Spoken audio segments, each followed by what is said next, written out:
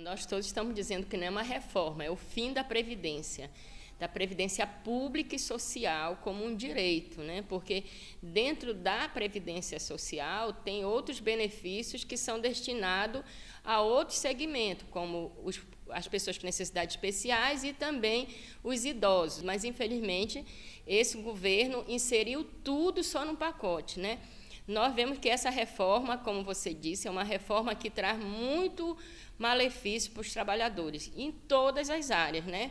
Até a questão da aposentadoria especial, que era um direito, uma conquista de várias categorias especiais, dos professores, né? Essa daí vai ser duramente atacada, principalmente as mulheres. As mulheres trabalhadoras rurais, as mulheres trabalhadoras domésticas, as trabalhadoras da educação, de um modo geral, vão ser atingidas duramente com a questão do aumento da idade e do aumento de contribuição. Então, a gente sabe que nessa reforma as mulheres foram o bode expiatório desse governo Bolsonaro. Fora as outras questões que a reforma traz, que também é muito ruim, a questão da capitalização, que é um ponto indefinido, mas que vai trazer prejuízo aos trabalhadores, principalmente aqueles que vão entrar agora.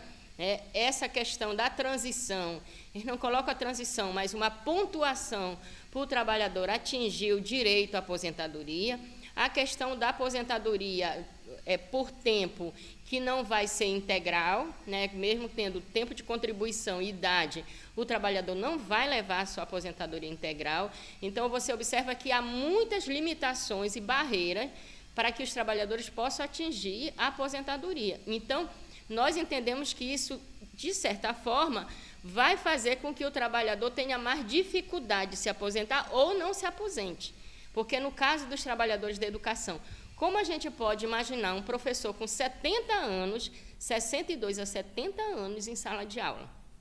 É um prejuízo à qualidade do ensino, à qualidade de vida do professor, né?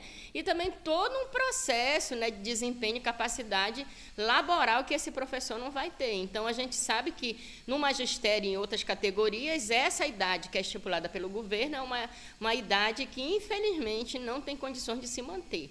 E nós, enquanto entidades do movimento social, estamos mobilizados com várias categorias, se organizando tanto para levar informação às nossas bases, né, fazer a mobilização, provocar uma reflexão, um incômodo nesses trabalhadores para que eles realmente atentem para o prejuízo que está aí, porque não é só a questão da reforma em si, mas o impacto que essa reforma vai causar aos municípios, né?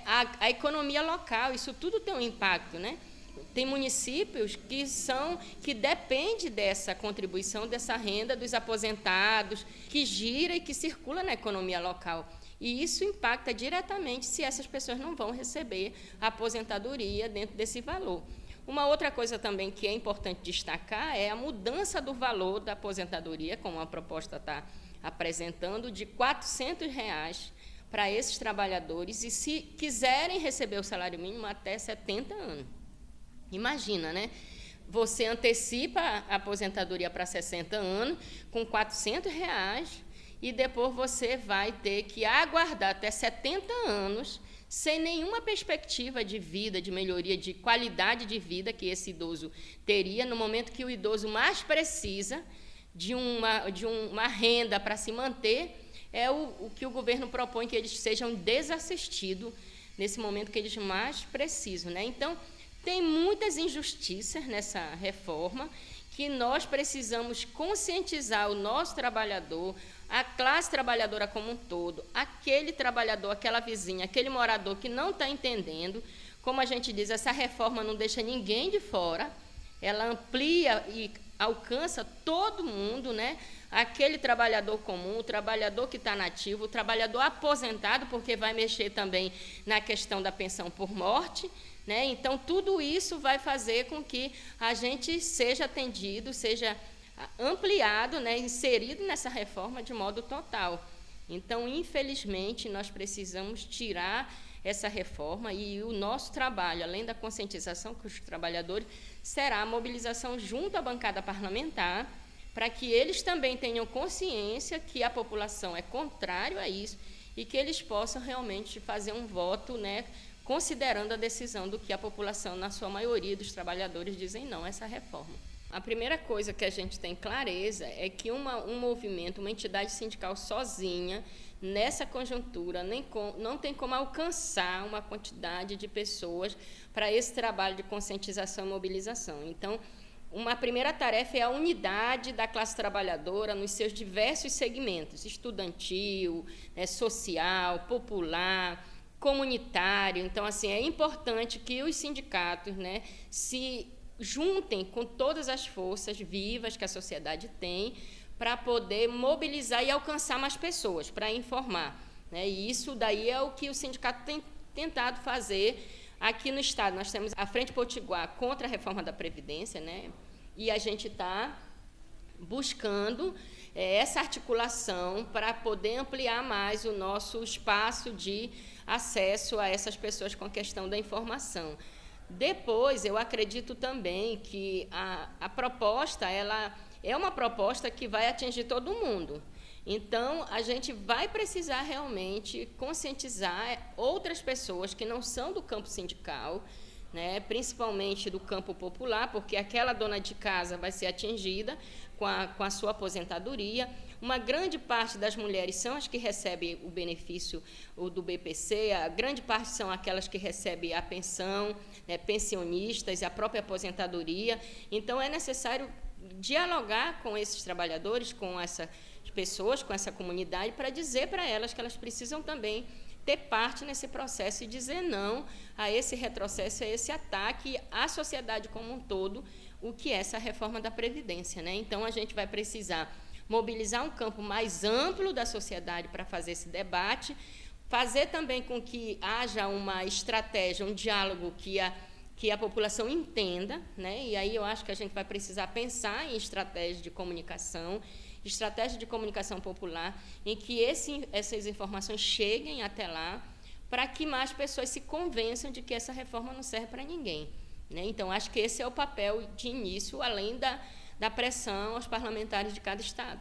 Pois é, como a gente falou desde o início, que isso não é uma reforma, é o fim da aposentadoria pública, e nós devemos combater. A reforma não pode ser negociada, ela tem que ser combatida. Esse é um projeto que a gente sabe que atende aos grandes interesses internacionais, os bancos, ao sistema financeiro. Eles vão lucrar com a capitalização do trabalhador, porque o Estado vai se desobrigar com outras ações, com a saúde, com a habitação da população, que dentro da Previdência Social está lá o tripé, a saúde, a previdência e a questão do cuidado com a população noutra área. Então, a gente vai precisar entender que a Previdência também tem esse alcance, E, por isso, nós não podemos aceitar nenhum tipo de reforma, de emenda nesse projeto, E aí, por isso, a gente tem que lutar para que esse projeto ele seja realmente retirado de pauta,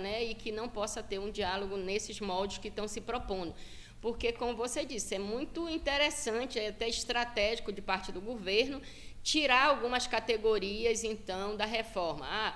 Hoje há um apelo social para tirar o BPC e revisitar ou rediscutir a questão dos trabalhadores rurais, Mas isso não é o importante só tirar essas categorias, porque tem os professores, tem outras categorias especiais, os policiais militares, os bombeiros, que estão ali assistindo e que não há nenhum tipo de proposta para que, inclusive, seja garantido esse tempo com qualidade de vida para eles no serviço, enquanto estão na ativa, Então, não basta para nós tirar uma ou outra categoria, a gente tem que lutar para que essa reforma seja retirada de pauta e que aí sim a gente possa, então, discutir outras alternativas, porque você sabe muito bem que dentro das alternativas tem essa questão da amortização da dívida, a discussão da dívida pública que está lá e que precisa ser feita essa rediscussão, o taxamento das grandes fortunas, que também é um ponto a ser combatido, a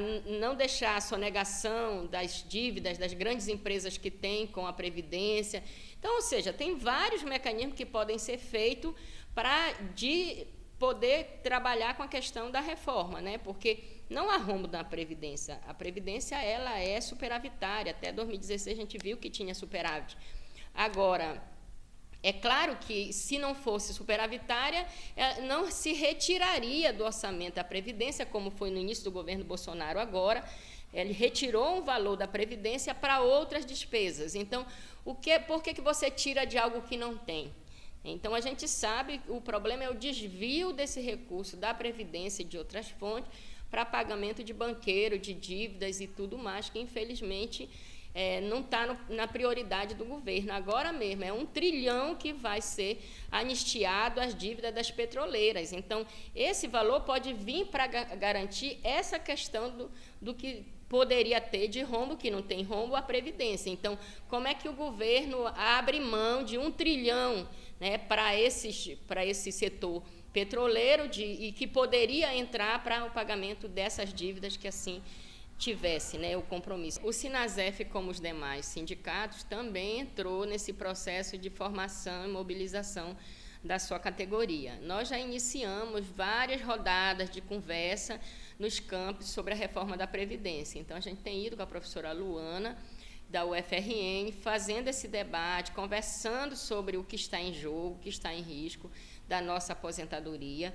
O nosso trabalhador não pode se contentar, ou então dizer, não tem jeito, porque a reforma vai passar. Não, a gente tem chance de retirar essa reforma de pauta, mas, para isso, a gente tem que se informar, se mobilizar e resistir, né? E é o que nós estamos fazendo enquanto Sinasef. Acho que o Sinasef sempre tem feito esse processo de formação nos campos, tem discutido, tem trazido vários palestrantes para esse debate, e a gente tem feito isso. Nós não podemos aceitar uma derrota anterior, dizer, nós não temos como barrar isso, porque nós temos. Se a gente acreditar que nós podemos influenciar esses parlamentares, cobrar, exigir para que eles votem de acordo com os nossos interesses, a gente tem chances reais de derrotar essa proposta. Mas, para isso, a gente tem que se dispor também, né? Se dispor a conversar com o vizinho, com a família, com os irmãos, com as pessoas que estão ao nosso redor, sobre os riscos que tem essa reforma para a vida de todo mundo, né? Então, acho que o Sinasef ela tem iniciado, tem participado em conjunto com as outras entidades, tanto no fórum, como também no Fórum dos Servidores Federais. A gente tem se organizado para participar e ampliar o debate de forma mais ampla, né, com todas as outras entidades. E a gente, enquanto classe trabalhadora, precisamos estar unidos, organizados e mobilizados pela retirada desse projeto de lei.